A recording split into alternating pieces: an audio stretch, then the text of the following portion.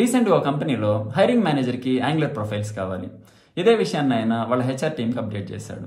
ఈ HR team job పోర్టల్స్లో Angular requirement ఉందని జాబ్ పోస్ట్ చేశారు.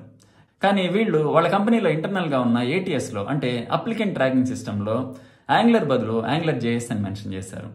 యాంగులర్లో ఏమో programming language TypeScript, Angular జేఎస్లో ఏమో జావా స్క్రిప్ట్. బయట నుంచి చాలా మంది యాంగులర్ రిక్వైర్మెంట్ ఉందని చాలా మంది ఆ జాబ్స్కి అప్లై చేశారు. కానీ ఈ ఏటీఎస్లో యాంగులర్ జేఎస్ అని కాన్ఫిగర్ చేసి ఉండడం వల్ల వాళ్ళ ప్రొఫైల్స్ అన్ని రిజెక్ట్ అయిపోయాయి. ఇలా 3 నెలలు గడిచిపోయింది. హెచ్ఆర్ డిపార్ట్మెంట్ అడిగితే ఇంకా ఒక ప్రొఫైల్ కూడా షార్ట్ లిస్ట్ అవ్వలేదు అని చెప్తున్నారు.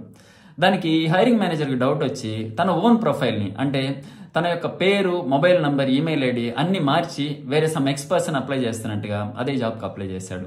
ఆ కంపెనీలో ఉన్న ఏటీఎస్ అతని ప్రొఫైల్ కూడా రిజెక్ట్ చేసింది.